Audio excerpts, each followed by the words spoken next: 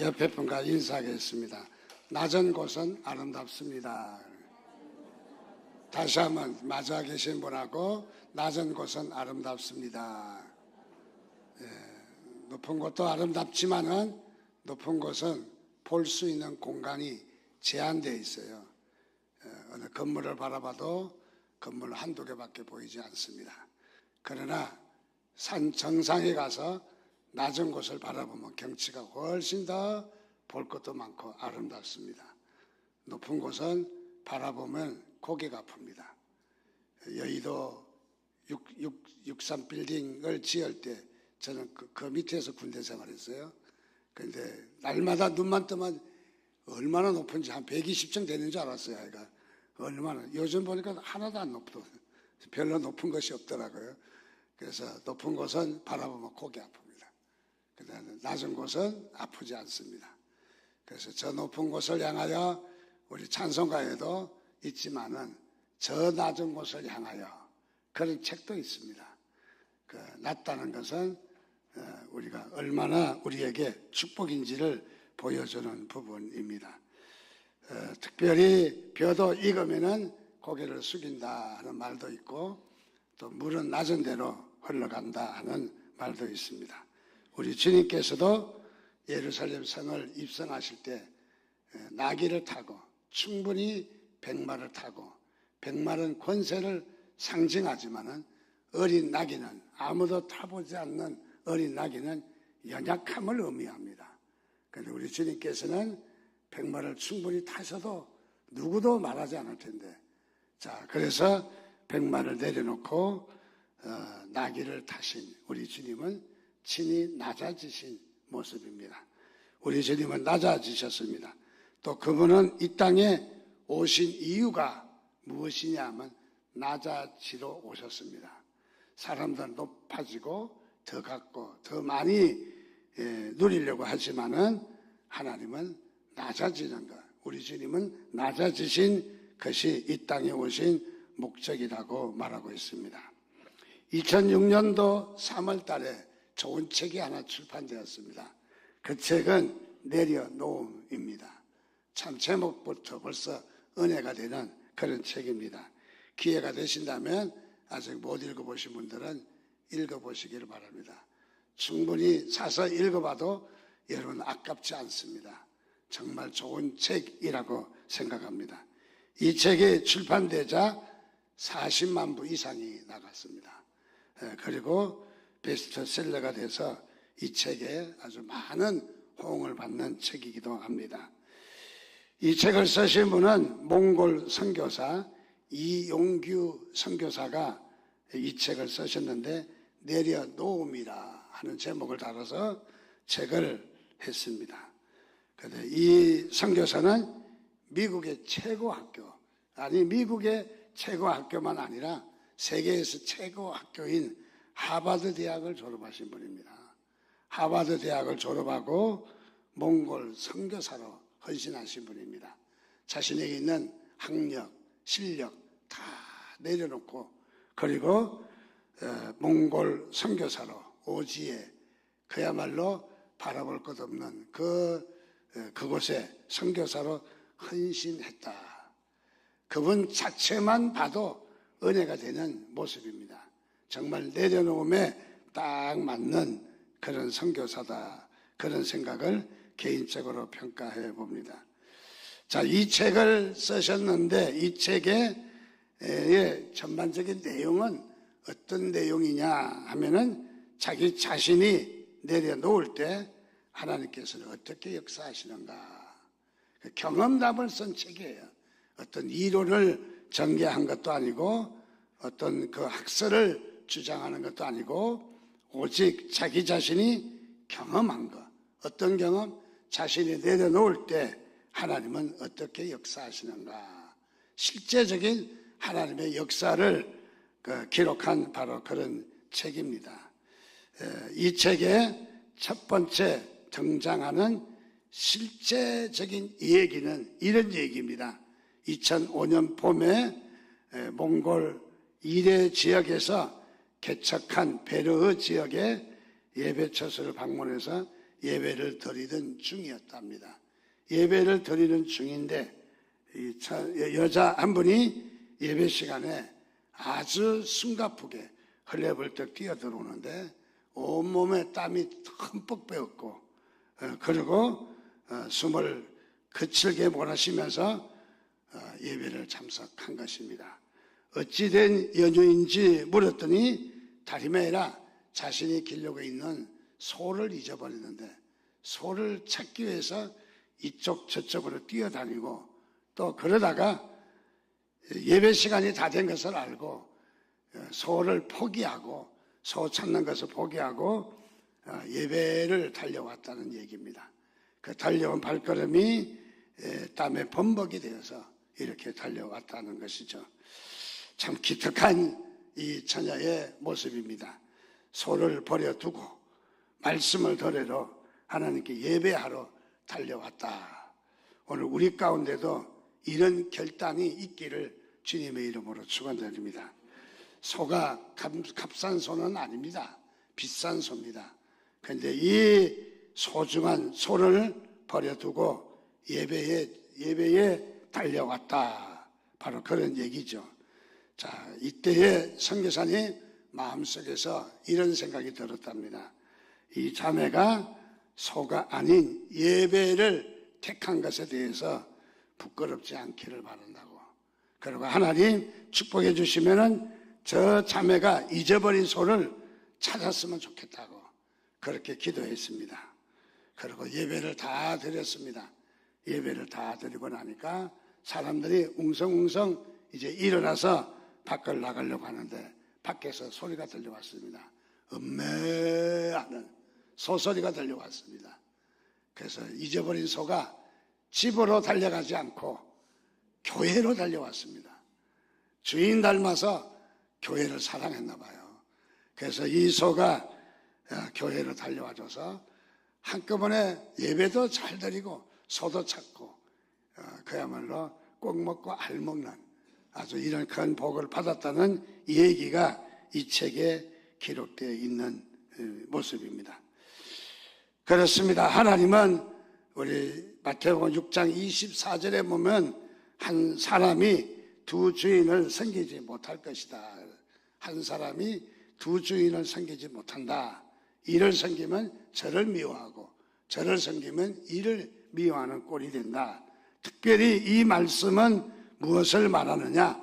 하나님과 물질에 대해서 이야기합니다. 하나님도 사랑하고 물질도 사랑할 수 없다는 거죠. 하나님을 사랑하면 물질을 미워할 수밖에 없고 물질을 사랑하면 하나님을 섬기지 못할 수밖에 없다. 그래서 뭔가 선택을 해야 된다 하는 것을 말해주고 있는 것이죠. 자, 그래서 하나님과 세상을 둘 다 섬긴다고 하는 것은 결국은 무엇이냐? 그것은 하나님을 섬기지 못한다. 물질을 섬긴다 하는 것을 말해주는 바로 그런 부분입니다. 자, 하나님은 바로 물질이든지 하나님이든지 선택하기를 원하십니다. 종종 우리가 신앙생활을 하면서 하나님 앞에 그렇게 선택해야 되고 결단해야 될 부분들이 많이 있을 것입니다. 자, 그래서 우리는 어떤 선택을 하느냐가 곧 그것이 나의 믿음이고 나의 삶인 것을 발견할 수가 있습니다.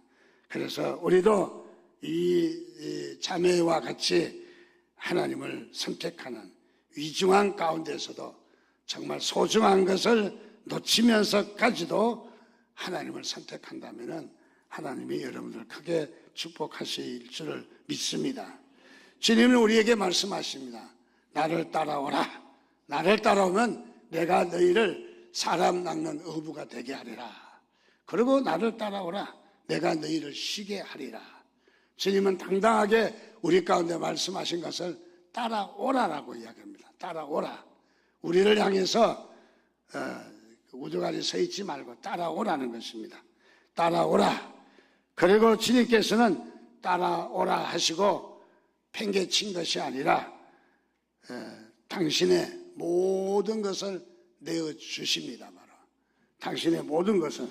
자, 그분은 심지어는 무엇까지 내어주시느냐 하면 따라오라고 말한 백성들을 향해서 생명까지도 내어주십니다. 바로. 그래서 그분은 생명까지 내려놓는 바로 그런 하나님이십니다. 그의 내려놓음은 바로 생명을 내려놓았는데, 생명을 내려놓았다는 말은 십자가를 지셨다 그 말입니다.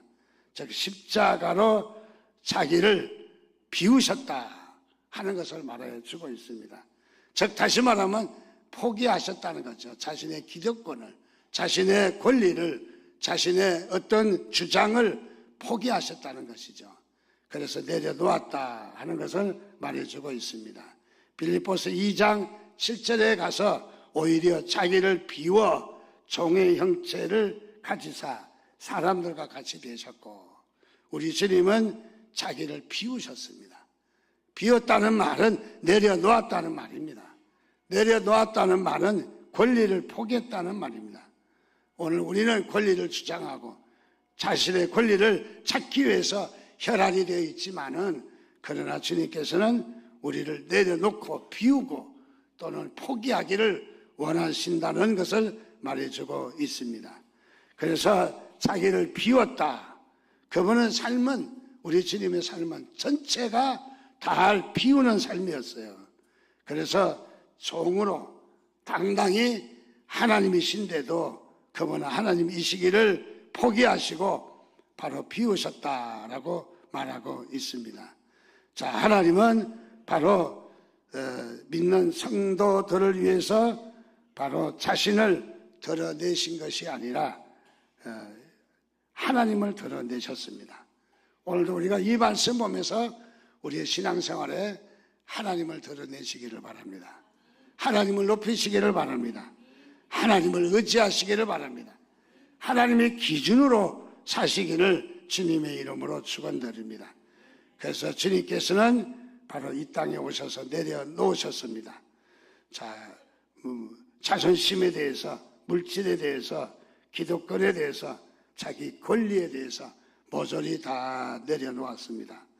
이영재 선교사님은 내려놓아야 될 것이 어떤 것인가 하는 것을 표현을 했는데, 이렇게 표현을 했습니다. 앞날의 방향과 미래 계획, 매일의 필요를 채우는 것, 물질, 생명과 안전, 또는 결과를 예상하는 경험과 지식, 또 죄와 판단의 짐, 또는 명예와 인정받기를 원하는 욕구, 또 사역의 열매까지도 내려놓으라고 이야기합니다.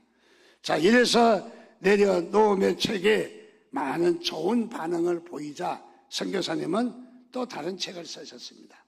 무슨 책을 썼느냐면 더 내려놓는 책을 쓰셨습니다.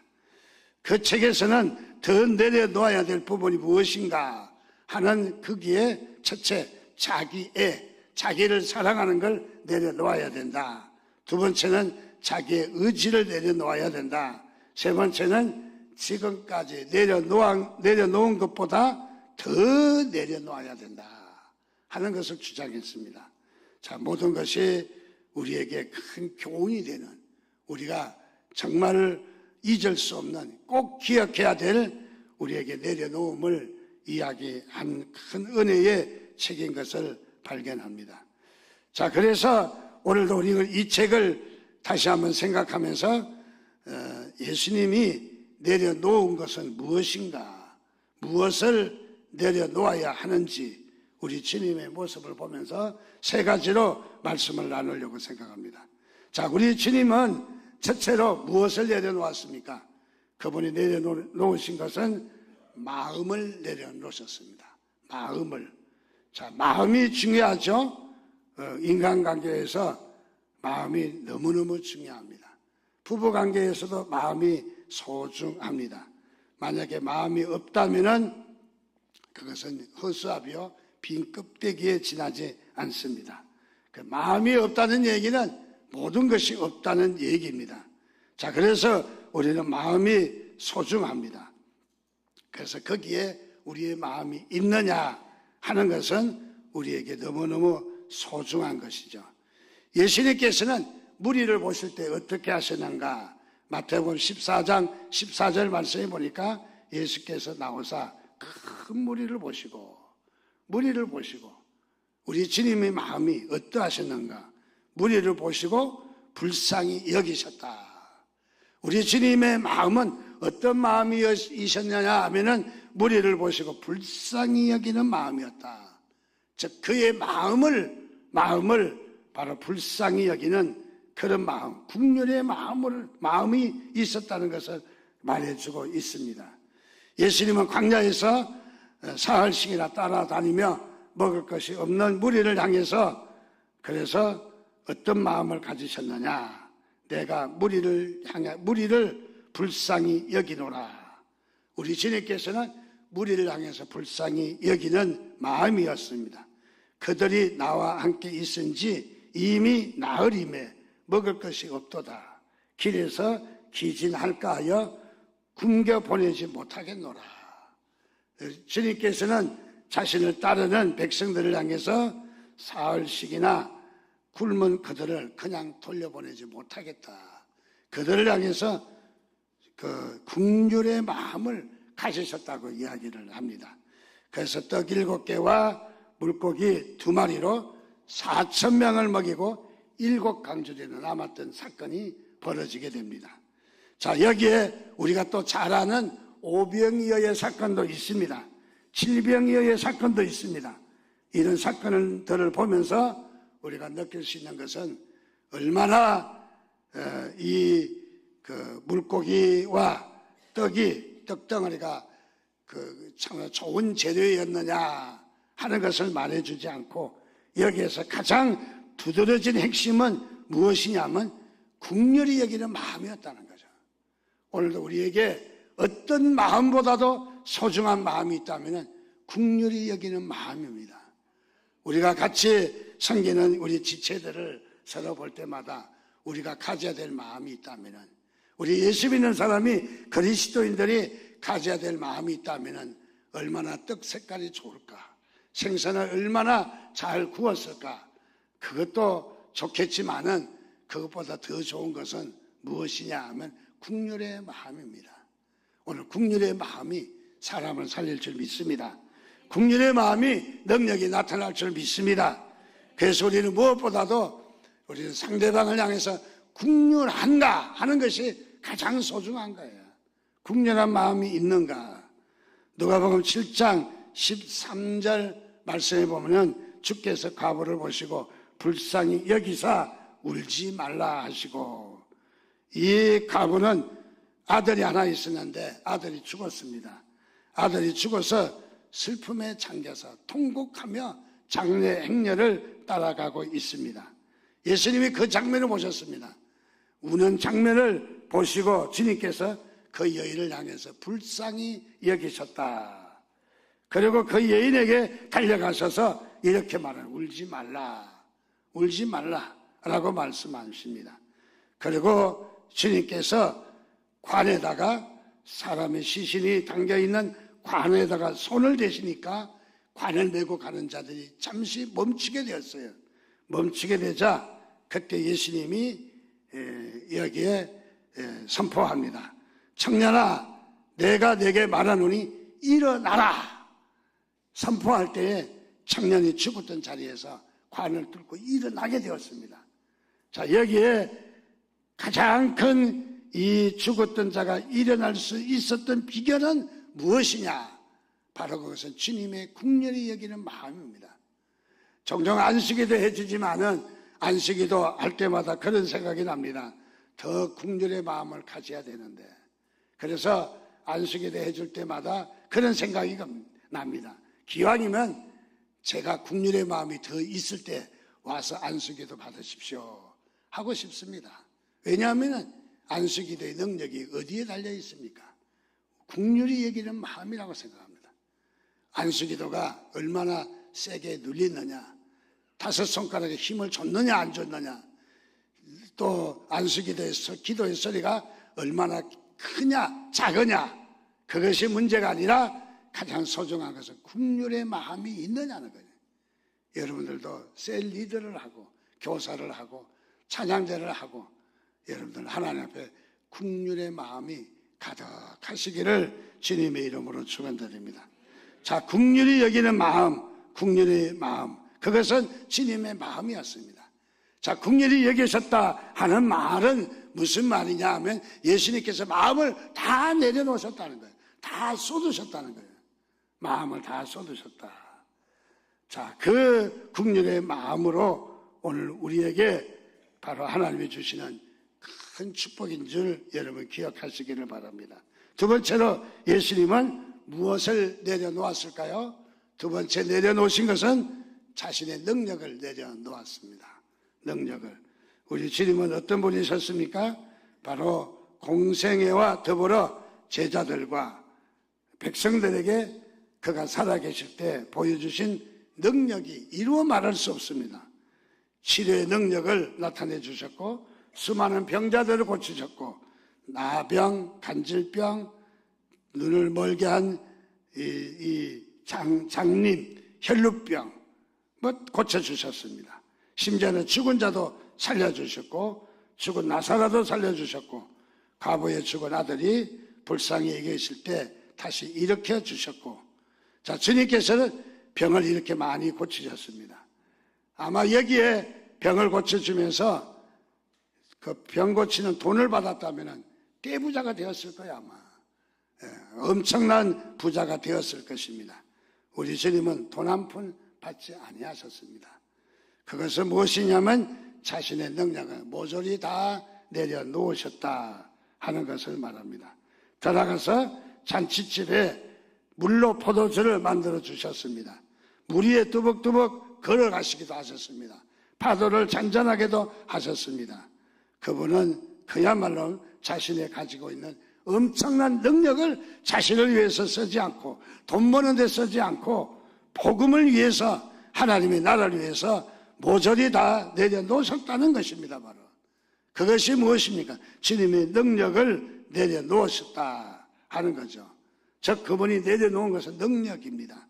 여러분들 능력도 내려놓을 때 더 큰 역사가 일어날 줄 믿습니다. 바로 자, 그래서 우리는 자신의 능력을 가지고 자신을 위해서 살지 않기를 바랍니다. 세계에서 가장 행복 지수가 높은 나라는 방글라데시입니다. 나라 이름도 잘 지었어요. 방글라데시. 자, 우리는 이름을 대한민국이라고 잘 지었지만은 행복 지수는 높지 않은 것 같습니다. 그런데 방글라데시는 우리보다 훨씬 못 삽니다. GNP가 말할 수 없이 낮습니다. 근데 어떻게 행복지수가 높을까요? 행복지수가 높은 것은 그것은 행복하지 못했다는 증거예요. 자, 여기에 없지만은 가난하지만은 행복지수가 오히려 방글라데시 같은 나라가 높았다는 것입니다. 우리가 높다고 잘 산다고만 행복한 것이 아니다는 것을 반증해 주는 것이죠. 우리는 어디에 행복이 있습니까? 낮은 자리도 행복이 있다는 것을 우리에게 보여주고 있습니다. 자, 그래서 우리는 가지고 있는 우리의 능력과 우리의 마음을 내려놓을 때 하나님은 우리에게 큰 축복을 주시는 것을 믿습니다. 누가복음 12장도 내 소유를 팔아 구제하라. 그리고 낡아지지 아니하는 배낭을 만들라. 무엇입니까? 배낭을 다시 만들어라는 얘기예요. 그것은 복을 주겠다는 거예요. 어떤 자에게? 주는 자에게. 소유를 팔아서 베푸는 자에게 하나님은 축복해 주신다고 말씀하고 있습니다. 그러므로 오늘 우리는 물질을 나눌 때 가치가 있습니다. 나눌 때. 내가 가질 때 가치가 있는 것이 아니라 나눌 때 가치가 있다는 것을 말해주고 있습니다. 암소와 돼지가 서로 이야기를 하게 되었습니다. 돼지가 화가 많이 난 것 같습니다. 내가 자네 못지않게 암소 못지않게 사람들을 향해서 잘 섬기고 있는데 심지어는 허벅지를 가지고 훈제를 하고 또 뱃살로 돼지고기로 뱃살로 훈제를 하고 정제한 돼지기름 심지어는 족발까지 다 사람들을 섬기는데 사람들은 나만 보면 욕하고 그리고 나만 보면 돼지 같은 놈이라고 가장 사나운 욕을 나를 들어서 욕을 하고 그 사람들이 자신을 향해서 이렇게 핀잔을 주고 조롱을 한다는 거예요. 그래서 이 암소에게 물었습니다. 어떻게 너는 사람들이 너를 그렇게 친구 같고 너에게 칭찬만 하느냐 물어봤더니 암소가 대답을 합니다. 너는 죽었을 때 사람을 주지만은 나는 살아있을 때 준다.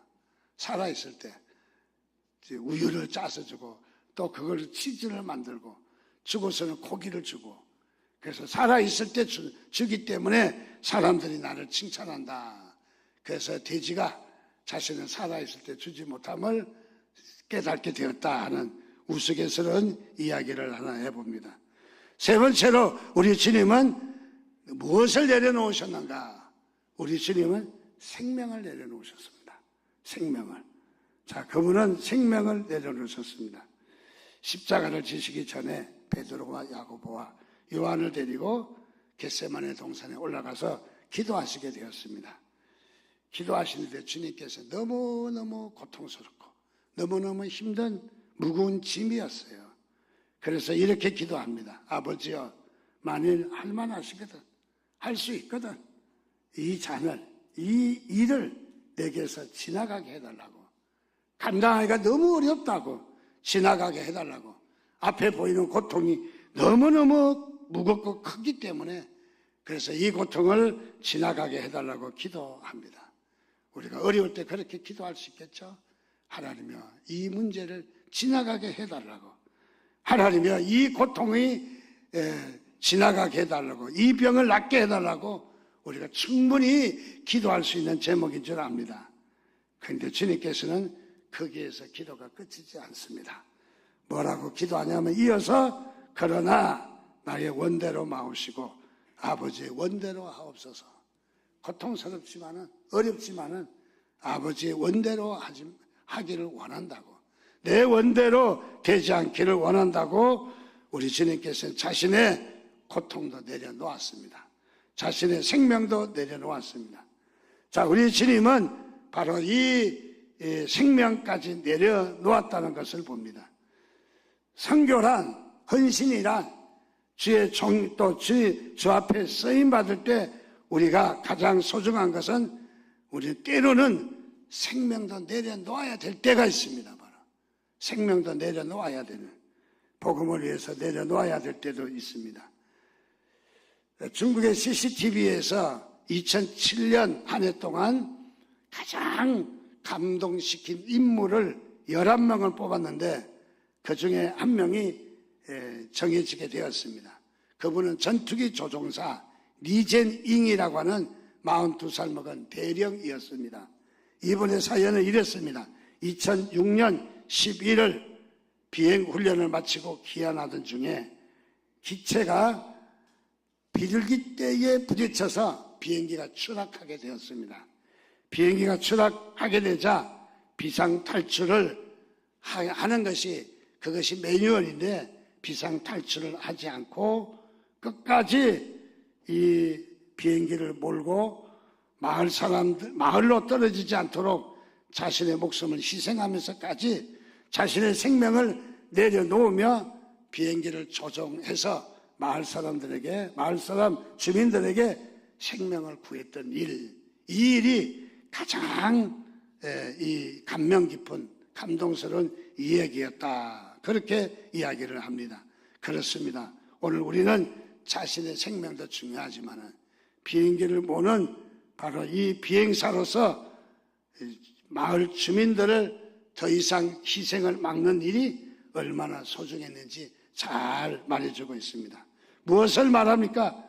자신의 생명을 내려놓았다는 것이죠. 그랬을 때 이 조종사의 빛이 드나고 많은 사람들에게 큰 기감이 되었다 하는 것을 이야기해주고 있습니다. 오늘 성경은 그렇게 이야기합니다. 내가 부를 때에 나 여호와가 응답하겠다. 내가 부르짖을 때에 내가 여기 있다 하겠다 라고 말했는데 그 말씀은 이사야서 58장 8절 9절입니다. 맨 마지막 절에 보면 나 여호와가 응답하겠고 내가 부르짖을 때에 내가 여기 있다 하겠다. 무슨 말이냐? 하나님은 바로 우리가 부르짖을 때에 부르짖었다는 말은 무슨 말이냐 하면은 내려놓을 때에 하나님께서 응답하시겠다는 말이에요. 내려놓을 때에 여러분 하나님 앞에 내려놓는 삶을 사시기를 바랍니다. 우리는 이 세상 살면서 참으로 오래 사는 것 같고 생명이 긴 것 같지만은 어떤 분이 20년 전에 사진을 보여주는데 되게 젊더라고요. 되게 젊어요. 그런데 20년 전에 사진이 되게 젊지만은 사실은 가만히 보면 잠깐이에요. 엊그저께 사진 같은데 20년 전에 새파랗게 젊어 보이는 청년으로 보이더라고요. 자, 그렇습니다. 세월은 길지 않다는 것이죠. 세월은 짧다는 것을 이야기합니다. 자, 그래서 오늘 우리가 헤아리는 그 헤아림으로 우리가 헤아림을 당할 수가 있다. 그러나 우리가 헤아리는 그 헤아림을 받지 아니하려면은 우리가 내려놓을 때, 우리가 긍휼히 여길 때, 그리고 더 나아가서 우리가 이웃에게 바로 이렇게 내려놓을 때 우리에게 큰 복이 있는 것을 봅니다. 뉴질랜드를 가면은 키위라는 새가 있답니다. 이 새가 날개를 가졌는데 날지를 못합니다. 눈을 가졌는데 그렇게 눈이 잘 보이지 않습니다. 그래서 눈이 어두워서 허물허물해 보이는 그런 새입니다. 그래서 이 새가 날지도 못하고 똑바로 보지도 못하고, 그러나 또 하나는 부리가 길어서 또 이렇게 곤충이나 파충류들을 잡아먹기가 또 매우 용이한가 봐요. 그런데 이 새가 어디에 사느냐 하면은 화산이 있는 화산 지역에 살고 있대요. 화산 지역에 살다 보니까 자신이 날아가야 될 필요가 없었던 거예요. 그래서 날지 않으니까 날개가 굳어져 버렸어요. 화석화되었다는 거죠. 자, 그리고 자신의 눈이 먹잇감을 향해서 그렇게 찾지 않아도 먹잇감이 이 화산이 있는 데서 그야말로 구할 수가 있었다는 거죠. 그리고 자신의 적수인 바로 이 반대 세력이 그 파충류들이 공격하는 일이 없기 때문에 그렇게 활동을 하지 않았다는 거죠. 그렇게 하지 아니함으로 화산지대에서 뱀이나 파충류가 없고 천적이 없으므로 말미암아 풍부해진 먹잇감 때문에 오히려 날개와 눈이 태화되었다는 거죠. 우리가 풍성한 거 좋기도 하지만은, 내가 가진 능력 좋기도 하지만은 때에 따라서 나를 태화시키는 경우도 있다는 것을 말해주고 있습니다. 자, 우리가 움직이지 않으면은 이 팔, 다리도 바로 굳게 된다는 사실입니다. 고여있는 물은 썩을 수밖에 없다고 이야기합니다. 그래서 신학자 월필드는 그런 말을 했습니다. 다름에는 하나님의 사람은 녹아 썰어 없어지는 인생이 아니라 하나님의 자녀는 하나님의 손에 닳아 없어지는 인생이어야 한다. 닳아 없어지는 거하고 자연적 소모되는 거하고는 천지 차이죠. 무엇을 말합니까? 하나님의 일을 열심히 하다가 손발이 닳아 없어져야지 자연으로 소모되는 손발이 돼서는 안 된다는 거예요. 무엇을 이야기하느냐? 하나님은 하나님 앞에 십자가를 지는 삶을 요구한다는 거죠. 오늘도 우리가 이 한 시간 십자가는 내려놓음의 극치입니다. 여러분, 주님께서 십자가를 지셨다는 것은 내려놓음의 극치입니다. 오늘도 하나님께서는 우리를 내려놓는 자를 사용하시는 것을 믿으시기 바랍니다. 그 내려놓는 삶이 여러분을 복되게 하시고 하나님의 큰 은혜를 주실 줄 믿습니다. 우리 잠시 하나님 앞에 기도하겠습니다. 하나님, 그렇습니다. 우리가 가진 것 더 가지려고 앙앙대지 말고 우리는 내려놓는 삶을 살기를 원합니다. 우리가 내려놓고 포기하고, 그리고 우리가 하나님 앞에 남들을 불쌍히 여기며 우리 긍휼히 여기는 마음으로 살게 해달라고 우리 주여 한번 부르짖고 같이 기도하는 시간 갖겠습니다. 주여.